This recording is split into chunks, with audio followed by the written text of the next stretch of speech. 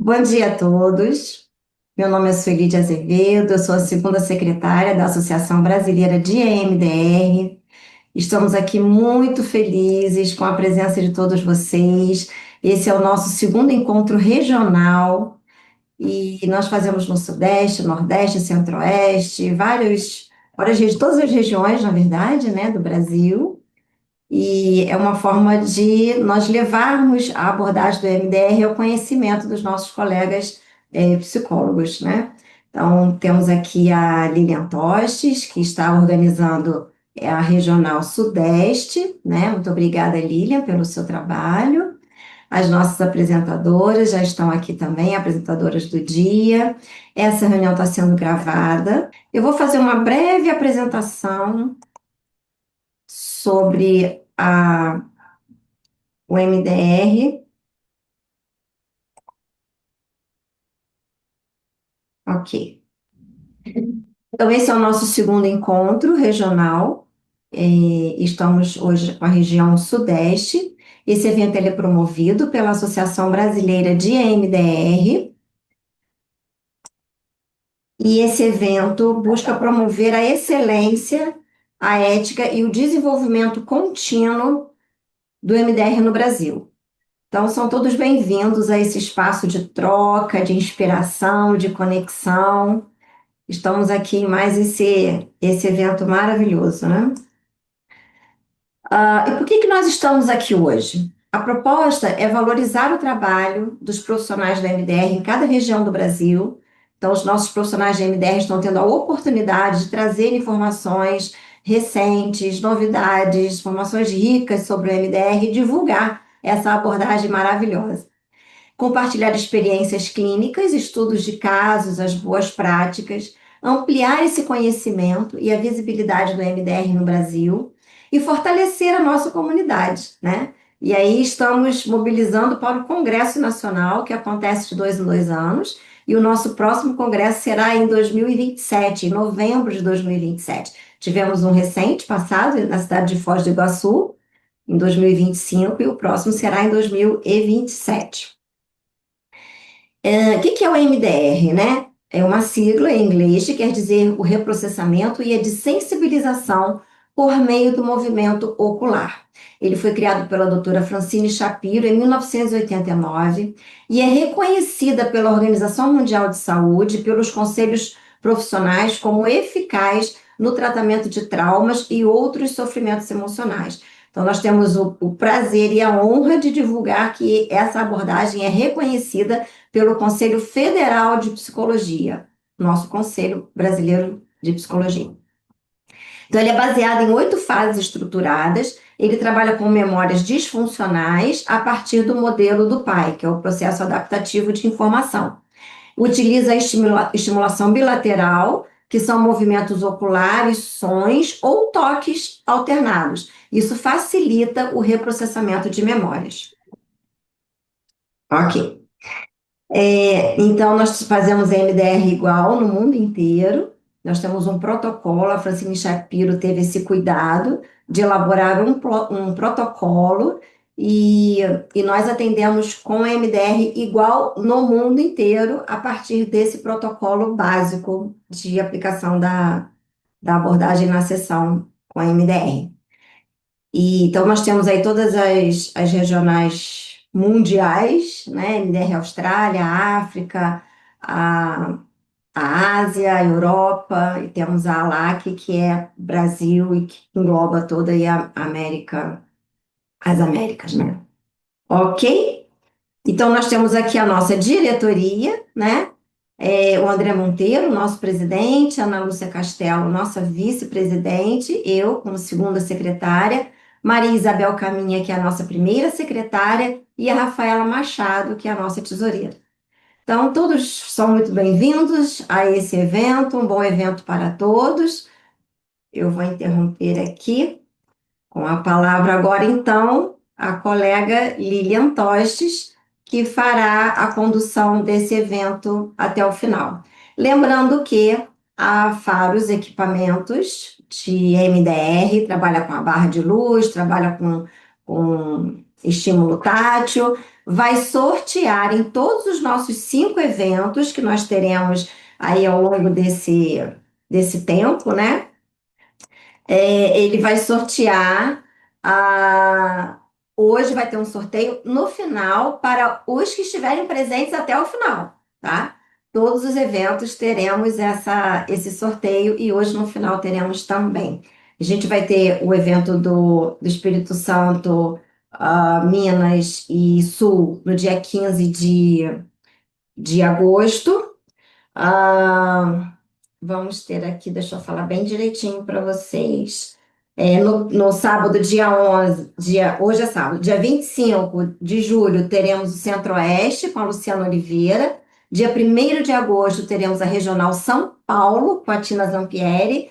Dia 8 de agosto, teremos a Regional Norte e Nordeste com a Alessandra Farias e a Elissandra. E no dia 15 de agosto, então, teremos Minas com o Espírito Santo e Sul. Então, estão todas convidadas, podem participar de todos, vão participar também do sorteio final, tá? Então, com a palavra agora, a colega Lilian Toches, que vai fazer a condução desse trabalho até o final. É com você, Lilian. Bom dia, gente. Que delícia ver vocês aqui, esses rostinhos que há tanto tempo a gente não encontra. É, além do que a Sueli falou, é, o movimento aqui no Rio é um movimento muito, muito bacana, muito forte, as pessoas são muito participativas.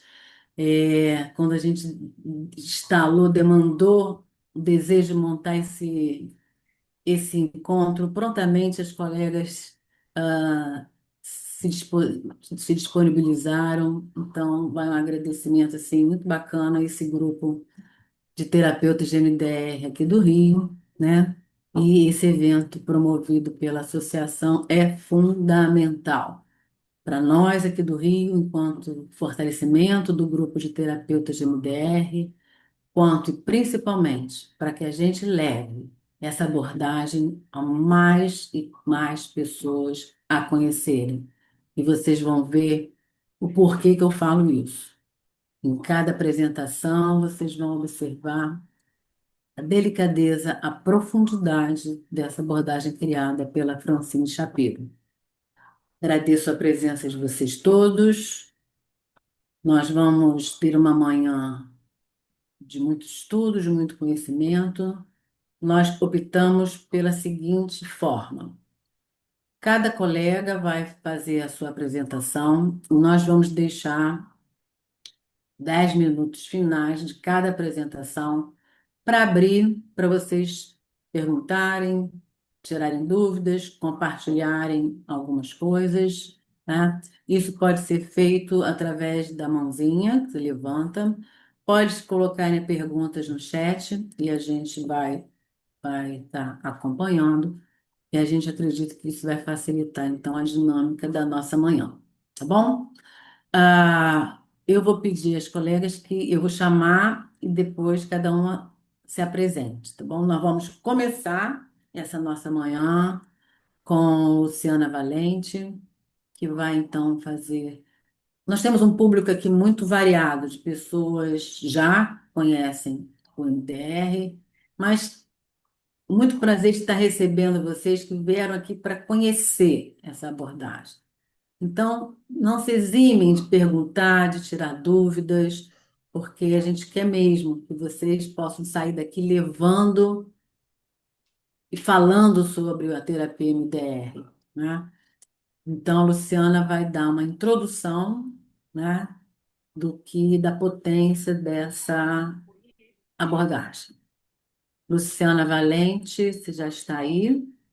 Bom dia, Lilian, bom dia, colegas, bom Bem-vinda, dia a querida. todas. Gostaria de agradecer a participação dos colegas que estão aqui, bem como também, né, estou muito feliz e alegre com a participação ampla das pessoas que estão curiosas em conhecer essa abordagem. quem já está mais tempo, né? A Lilian, ela foi a mentora inicial desse processo de fazer formação de turmas, então eu tenho sempre uma reverência especial a ela. Muito obrigada, né, por eu ter conseguido chegar até o MDR por você, Lilian. E é uma pessoa muito querida, e todos nós aqui, pelo menos aqui do Rio, nós somos assim, sou suspeita para falar, mas é uma pessoa muito, muito querida por todos nós. Então, eu vou iniciar, a minha proposta é uma apresentação do MDR, de uma forma que vai ser interessante não só para os psicoterapeutas que já estão nessa abordagem, né? Os terapeutas MDRistas, como as pessoas que ainda não conhecem, porque a minha proposta é realmente trazer o que há de novidade em pesquisas científicas e o que há no sentido de neurobiologia do MDR, tá? Vou começar a compartilhar a tela aqui. Vamos lá.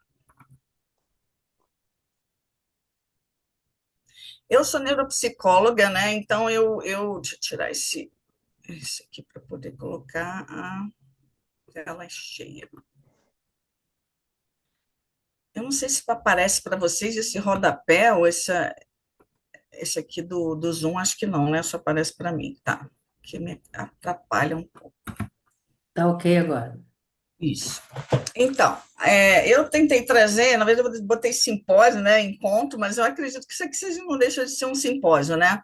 Eu tentei trazer aquilo que tem mais a ver com o que eu gosto de estudar, que é a parte da neurobiologia, da neurociências, e eu, como neuropsicóloga, tenho todo esse interesse em saber como que o MDR ele funciona no sistema nervoso, né? Então, vamos lá, gente. Opa, peraí. Sabe o que aconteceu? Eu passei para o Canva e eu prefiro apresentar no Canva, tem mais prática. Aí ele cortou, eu tive que manter no PowerPoint. Mas vamos lá. Primeiro eu vou fazer uma breve introdução sobre o mecanismo, né, do cérebro em função do trauma, em função daquilo o que a gente encontra no nosso paciente, né? Como é que o cérebro dele ele está funcionando, para depois explicar o MDR. E aí a gente vê um cérebro hiperativado nas regiões de processamento emocional, que é a amígdala hiperativa, né, que é essa parte do miolo, centrinho do cérebro, né? Nós temos a parte do córtex pré-frontal hipoativado, que é uma região onde a gente sabe que estão as nossas respostas mais racionais, as nossas funções executivas, o que vem a ser o grande administrador de todo, não só das funções cognitivas, mas que também o córtex pré-frontal ele é fundamental, tá, para dar o esfriamento das experiências emocionais, é como se fosse resfriar aquela experiência, né? E ele vai também dar um significado, né, junto com outras regiões, mas ele vai dar um significado mais racional para a experiência. Então, essa região fica hipoativada. A gente vai ter aí falha no controle top-down. O que vem a ser isso, né? Top-down e bottom-up são termos na neurociência que quer dizer o que vem de baixo para cima e o que vem de cima para baixo, tá? Então, o de cima para baixo, que é o top-down, a gente está querendo dizer que o raciocínio, ou seja, as funções cognitivas, elas já estão falhando, tá? Por quê? Porque o nosso sistema nervoso ele está muito ativo naquela parte onde ele está recrutando muita energia naquela parte onde tem o processamento emocional. Então, a nossa capacidade, tá, de dar significado já fica comprometida. Então, existe essa falha no controle top-down, tá? O racional não consegue modular a resposta de medo. E no caso do cérebro traumatizado, ele vai ter sempre uma prontidão, né? uma permanente vigília, tá? Como se ele estivesse em estado de alerta permanente. Tá? Então, eu procurei trazer também metáforas, e aí a gente consegue entender como se fosse um bombeiro ele já apagou o incêndio, já não existe mais incêndio, só que ele não consegue desligar o alarme, tá? Então, o problema não é o alarme tocar, né? Mas ele continuar disparando quando o incêndio já terminou, tá? Então, o trauma, ele mantém o sistema de alerta mesmo quando o perigo já terminou. Aí nós temos os mecanismos, já falando um pouco do MDR, tá? As primeiras pesquisas já para entender como que funciona a atuação do MDR nesse cérebro hiperativado, né? Então, antes a gente tem esse sistema límbico hiperativado, o córtex órbito-frontal também com uma ativação aumentada, e o cingulado anterior, que também é uma região, todas essas regiões são regiões que estão ligadas à amígdala. Então, elas conversam, né? E elas todas estão ali hiperativadas. Depois do MDR, nós temos regiões temporais, quer dizer, já dentro de uma condição onde o cérebro já consegue recrutar a fala, já consegue recrutar um melhor entendimento, um melhor significado, que estão nas regiões temporais, a região occipital também com uma ativação, e áreas associadas corticais, quer dizer, essa parte cortical é a parte superior do cérebro, né? A parte mais, digamos assim, que está mais no topo. E aí você tem as partes corticais mais ativadas. Isso de um modo geral, tá, gente? Isso aqui é só para mostrar que o padrão de ativação cerebral, ele muda com o processamento adaptativo, tá? E isso tudo por quê? Porque há um deslocamento e a gente vai ver isso através de alguns mecanismos, tá? Então, os estudos do MDR, eles tentam trazer alguns mecanismos para explicar como que funciona essa mudança nas estruturas e funções cerebrais, tá? Aí eles começam a usar o eletroencefalograma. Ele tem um estudo que chama eletroencefalograma qualitativo, tá? E aí eles conseguem, através das ondas cerebrais, mapear o cérebro de uma maneira que eles fazem essa leitura, tanto cortical como subcortical, tá? E aí, um dos estudos, ou um dos mecanismos para estudar o MDR, começa com o eletroencefalograma qualitativo, tá? Aí aqui a gente tem aqui uma hipótese, né, de como é que funciona esse primeiro, vamos dizer assim, essa primeira explicação. Imagina que as memórias elas estão espalhadas como um grande, assim, uma mesa completamente desorganizada, né? Cada papel desse é uma experiência, uma memória, e aí você tem nessa, digamos assim, forma de desorganização de memórias, onde está tudo solto, né? Você tem um padrão de atividade beta, que é uma onda muito alta, onde você mapeia a ansiedade, tá? Então, o que a gente consegue ver, por exemplo, que durante o MDR, essas pesquisas foram interessantes porque elas fizeram tanto antes quanto depois, mas elas possibilitam o mapeamento durante o processo. Então, isso aqui é interessante porque eles conseguiram identificar a atividade de ondas delta. O que são ondas delta? São ondas que são comuns ou são necessárias, né, que a gente tenha durante o sono. Então, as ondas delta são as ondas mais baixas no cérebro, são ondas quando a gente está dormindo, a gente está sonhando, elas entram em atividade. E essas, obviamente, elas são ondas de mecanismos de sono profundo. Então, essas ondas é que vão fazer a integração das memórias. Então, a gente precisa ter as ondas delta para fazer a integração de memórias. E aí a gente consegue perceber que já nessa pesquisa existe o processamento adaptativo facilitado mimetizando o sono, tá? Então, a primeira hipótese, tá, que o cérebro, o MDR acessa o estado cerebral propício à reorganização e integração adaptativa da memória. Esses estudos de eletroencefalograma, eles não são conclusivos, tá? Eles ainda estão em análise, mas são bem promissores, tá bom? Porque a gente tem nesses mecanismos alguns estudos que estão muito, onde você tem ali uma rigidez científica maior e outros não tanta rigidez científica. Então, esses estudos, por exemplo, eles ainda não têm um número de controles para ser randomizados, e aí a gente coloca como extremamente promissores, tá? Mas que ainda não tem, a gente é, não pode afirmar cientificamente que esse mecanismo é 100% garantido, tá? Mas são bem promissores, tá bom? Por isso que eu trouxe aqui, tá? Aí tem todas as referências dos artigos científicos.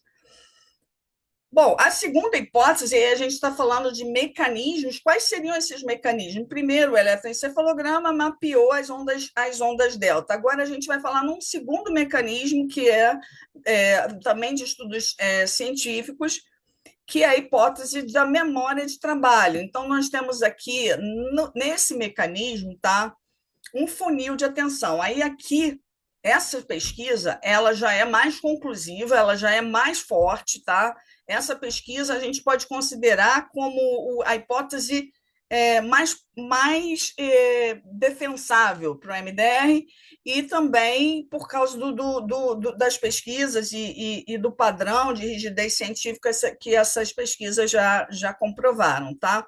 Então, essa hipótese da memória de trabalho, a gente tem aqui o funil da atenção. Então, durante o MDR, a gente sabe da atenção dual, né? A pessoa tem que estar concentrada nas suas memórias e, ao mesmo tempo, ela precisa se concentrar na estimulação, pode ser visual, tátil ou auditiva. Tá? Essa duplicidade de atenção, ela promove, tá, uma sobrecarga na memória de trabalho. Então, a gente percebe que a memória de trabalho ela acaba tendo que fazer algumas... porque a memória de trabalho ela é a primeira memória para depois se gravar, digamos, o... Como é que se funciona no HD? Seria aquela memória, tem um termo aí na informática, mas enfim, até gravar no Memória HD. RAM. Oi? Memória RAM, isso. Então, até gravar no HD, essa memória ela fica trabalhando enquanto a experiência está acontecendo. Então, quando você resgata aquela experiência, aquela memória, né? Toda vez que você resgata a memória, você tem a possibilidade de fazer alterações nela, tá? Isso aí a neurociência já explicou que memória ela é altamente flexível, ela é maleável. Então, o mecanismo como você resgata e como você trabalha essa memória é fundamental para você chegar a um resultado promissor de você tirar essa sobrecarga emocional em cima dela. Então, essa explicação da memória de trabalho é que você faz uma sobrecarga nesse processamento, tá? E aí a própria memória de trabalho ela vai começar a perder componente emocional, tá? Então, aí o que vai acontecer? A memória perde aquela vividez emocional, aquele contexto da imagem traumática, né? Ela reduz e ela vai facilitar, então, um reprocessamento a facilitação do processamento adaptativo, tá? Então, ela vai também melhorar a integração da memória de longo prazo, ok? Então, a dupla atenção diminui os recursos disponíveis da memória de trabalho para o material traumático, permitindo novas associações e significados, que os significados sejam construídos, tá? Então, a gente tem essa hipótese mais comprovada, tá bom, gente? Não quer dizer, tá, que uma anula a outra. Nós estamos falando de mecanismos diferentes, são testagens de artigos com pesquisas diferentes, porém, um não anula o outro, tá? Aí a gente tem o próximo, que é o mais comum, né? Que é a neuroplasticidade. E a neuroplasticidade ela é comum a qualquer possibilidade terapêutica. A gente sempre vai ter uma neuroplasticidade, a gente sempre vai ter alguma alteração, só que o mais interessante é que estudaram no MDR, as pesquisas mostram algumas mudanças estruturais do sistema nervoso.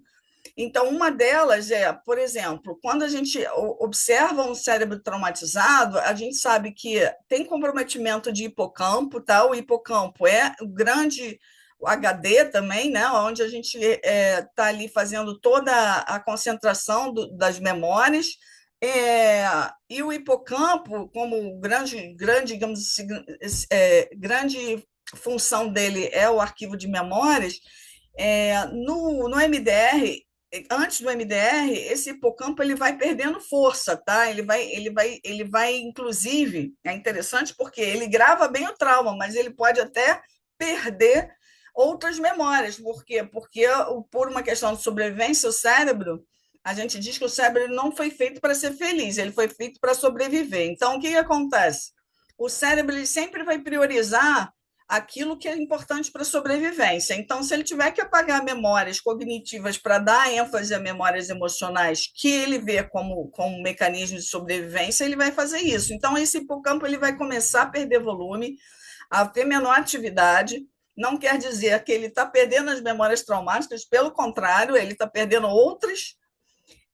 A conectividade vai ficar reduzida e vai diminuir a eficiência sináptica e aumenta também a vulnerabilidade ao estresse. Quer dizer, um cérebro traumatizado já é um cérebro mais propício a ser traumatizado. Por isso que a gente, quando diz que não é o evento que traumatiza, mas sim a pessoa, né? Aquele cérebro já traumatizado, ele tem mais tendência a ter traumas, por isso que o trauma complexo não deixa, acaba são traumas que vêm de infância, né? Às vezes ter infância, e é um cérebro mais suscetível a ter outros traumas, tá? Então ele é muito mais difícil de processar conteúdos de carga emocional mais intensa, porque ele já é um cérebro fragilizado. Então aqui a gente usa a metáfora da planta, né? Que a gente tem uma planta desidratada, né, que um hipocampo é um cérebro com estrutura mais comprometida, e o mais interessante é que o MDR ele promove essas mudanças duradouras. O hipocampo, então, ele começa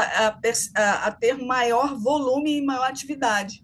Então, a gente tem um ganho na estrutura cerebral, que isso, obviamente, funcionalmente representa maior eficiência da conectividade, aí nós vamos ter um resultado de maior resiliência e regulação emocional. Esses estudos, tá? Alguns, eles são extremamente complexos, tá? Alguns foram muito interessantes, outros refutaram essa hipótese do aumento do hipocampo, porque a metodologia também é bem complicada, mas também é um estudo que está sendo investigado com maior investigação, porque aqui foi a ênfase no hipocampo, tá, gente? Mas tem outras áreas de alteração estrutural e funcional também com o MDR, tá bom? Então, eu dei ênfase aqui ao hipocampo, porque existe um estudo muito, muito interessante, tá? Mas ele não tem um número de controles grande. Então, tudo isso, na hora de apresentar, né? Aqui, as referências estão aqui, vocês vão ver que, para a comunidade científica, né? Precisam de muitas pesquisas. Então, é uma área muito promissora ainda para a gente poder entender como é que tudo isso funciona, tá? Eu não sei como é que está meu tempo, Olívia.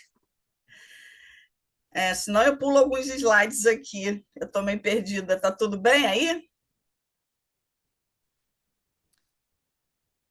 Quem está Ainda está no tempo. Está no tempo. Até 9h45, Luciana. Ah, tá. Ok. Aqui é para mostrar, né, a parte de como é que é esse ciclo adaptativo, como é que a gente faz esse reprocessamento. A gente precisa de janela de tolerância, que é o ambiente seguro, uma aliança terapêutica muito bem feita, recursos internos que a gente já observa que a pessoa tem para promover essa integração, tá? Então, a gente também precisa de um cérebro preparado para fazer isso, quer dizer, a gente não pode mexer num conteúdo sem bom, isso eu acho que é mais para quem não conhece o MDR. A gente não começa nunca fazendo já a parte da estimulação ou trazendo a recordação de memória, porque a gente tem todas as fases que eu vou mostrar também para vocês, tá? Então, a gente precisa da segurança, né? Aí a gente vai buscar as memórias-alvo, tá? Que a gente vai entender como é que essa história clínica onde trouxe esses marcos de traumas, e aí a gente faz a estimulação bilateral para promover a integração e a transformação. Tá?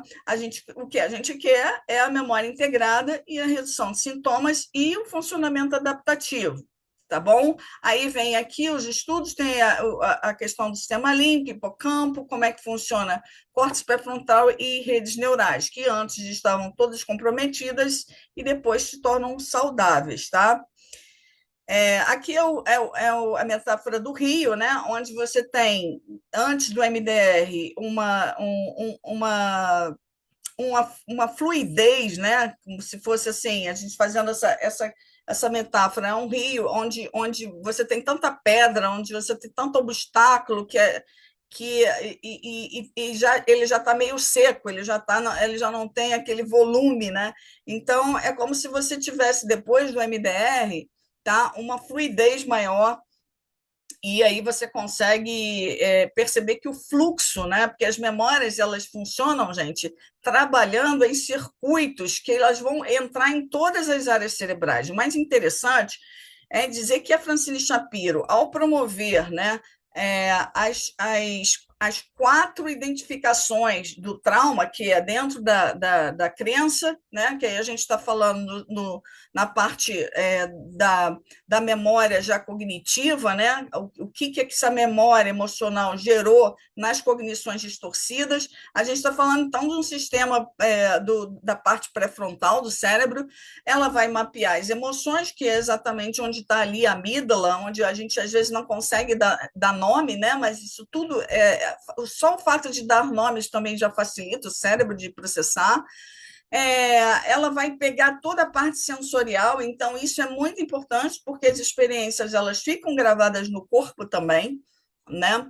Então, o que acontece? Esse mapeamento que ela fez, ela pegou todas as áreas onde passa o circuito da memória. Então, assim, ela consegue, né?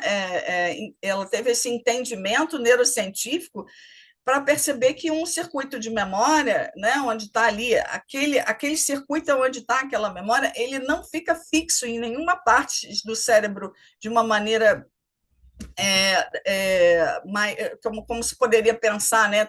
Como se fosse um nódulo ali dentro do cérebro, onde aquela memória ficou parada. Não, é um circuito, né? É um circuito que passa pelas emoções, que passa pela parte sensória, passa pela cognição. Então, isso tudo mapeado, né? É muito interessante, né, como ela teve essa sagacidade de entender que a memória ela tem toda uma integração no corpo, na percepção de emocional e na cognição. Então, depois a gente percebe, né, que isso tudo integrado, né, vira um fluxo um movimento mais adaptativo, mais funcional, tá? Então, a recuperação do circuito saudável, na verdade, que é o pai, né? O processamento adaptativo da informação, né? É um circuito saudável, né? Então, ela consegue desbloquear, né? A gente tem aqui, tá? Só para vocês entenderem, né? Como é que é a evolução dos estudos do MDR, onde você tem uma ciência por trás para sustentar esse protocolo, tá? Então, se você já tem mais de 30 ensaios clínicos randomizados significa que eles têm muito critério, o critério científico é muito forte, tá? Então, muitas já revistas indexadas, o tratamento já hoje é considerado de primeira linha, né? Então, recomendado aí pelas principais chancelas, né, da Organização Mundial de Saúde e várias outras chancelas que têm a ver com saúde mental, não só nos Estados Unidos, como na Europa. As evidências hoje são muito robustas, né? Obviamente, as pesquisas estão mais focadas no TEPT, tá, gente? Mas lembrando que o TEPT, ele é um horno muito vasto, né? É só uma maneira da gente identificar que o TEPT ele tem sintomas específicos, mas não quer dizer que todo trauma tem que ser exatamente um TEPT. Mas, para nível de pesquisa, tá? Eles fazem essa identificação do TEPT, tá? E aí a gente tem o protocolo completo, que ele é importantíssimo, tá? Para validar essa qualidade metodológica. Então, assim, a gente já percebe que tem pesquisas que fizeram comparação de protocolo completo com estimulação, as estimulações bilaterais, e não existe resultado consistente com estimulação bilateral sem o protocolo completo, tá? Então, essa pesquisa aqui, ela é a mais recente e ela é o estado da arte, tá? Já mostrando, tá, o estado da arte do MDR, tá? Então, as evidências no tratamento de primeira linha, tá? E a importância de seguir o protocolo completo. Então, hoje, gente, não é mais a gente já não pergunta mais se o MDR funciona, a gente quer saber como que ele funciona. E a integração das 8 fases é que promove esse reprocessamento, tá? Aqui, a evolução, a gente tem pessoas, alguns cientistas aqui, desde o início, né, em 1989, aqui, obviamente não tem todos, mas tem os principais, tá? O Bessel van der Kolk, ele foi fundamental, ele fez uma pesquisa comparando o MDR com fluoxetina, e ele também foi fundamental para divulgar o MDR na comunidade científica. Aqui, esse outro autor também, ele fez muitas pesquisas, tá? Na área da neurofisiologia, neuroimagem, tá bom? E aí, comprovando essa regulação pré-frontal. E o último, né, que é o estado da arte aqui, que é a revisão sistemática que eles fizeram e validando o protocolo completo, tá? Então, deixa eu ver aqui. Não é isso. Então, gente, o que eu trouxe para vocês é mais ou menos um panorama, né? Para a gente poder observar que o MDR hoje ele tem uma fundamentação científica muito consolidada, né? E esses mecanismos onde a gente percebe que como funciona, né? Eles são muito promissores, porque, como eu falei, um anula o outro. Então, tem as questões das ondas beta, tem as questões da memória de trabalho.